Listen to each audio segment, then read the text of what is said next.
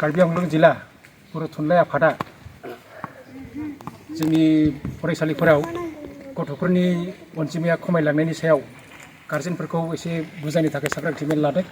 दिनै बे सांग्रांथि मेलाव आंबो फैनानै एसे गोजोननाय मोनदों आरो आं बेखौनो बुंनो सानदों बाक्सा जिल्लानि गेदेमा मनज स्वर्गियारिया बर' मिडियामाव फरायनानै जों बयबो मिथिसारनाय UPSC एग्जामाव पास जानानै दा Indian police services IPS officer जानानै दङ। गेदेमाया बर' मिडियामाव फरायनानैनो जोबोद नाजानानै बिथाङा जोबोद खस्थ' खालामनानै इन्जिनियार साख्रिखौ नागारनानै रेलवेनि साख्रिखौ नागारनानै UPSC एग्जामखौ होनानै बिथाङा खेबसेयावनो पुलिस सार्भिसनि IPS अफिसार जानो हादों। गेदेमाया दा आं खोनानाय बादिब्ला बोसोरथामसोनि सिगाङाव झारखन्डआव पस्टिंआव दङमोन। दा गेदेमाखौ जोङो बर' मिडियामनिफ्राय बेबायदि जे जाहैनो हादों बेखौ जोबोद रोजा रोजा गेदेमानिसिम साबायखर जासिदों। आरो लोगोसे सासे आं अफिसारनि खोथा बुंबावनो नागिरदों। क'क्राझारनि गेदेमाया सरन नार्जारि गेदेमाया बर' मिडियामाव फरायनानै मेट्रिकआव 3rd डिभिजनसो पास जादोंमोन।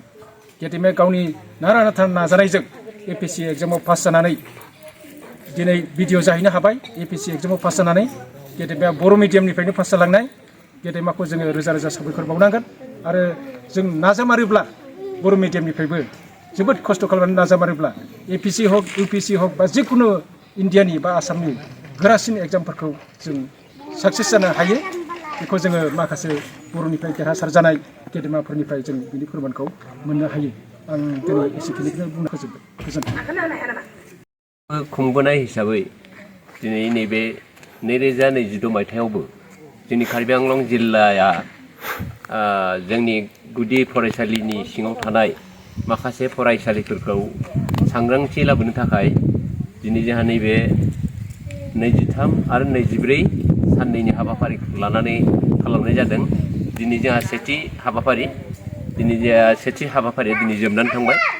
दा जोङो देग्लायबो बे फरायसालियाव थानाय माखासे जोंनि फरायसाफोरा बा फरायसुलिफोरा बिबाङा खमायलांगासिनो दं। बिनि थाखाय जों फरायसुलिफोरनि गारजेन एबा बिमा बिफाफोरखौ सांग्रांथि लाबोनो थाखाय जों दिनै बे हाबाफारिखौ लानाय जादों। दा दिनै जोंहा सानसेनि हाबाफारिया दिनै जोंहा जोबनानै थांबाय। दा गाबोननि हाबाफारि दंबावो। दा गाबोननि हाबाफारिया जाहाथे जों मोजां खुंलांबाय थांनो हायो बेखौनो आं मिजिंथिनाय थाबाय।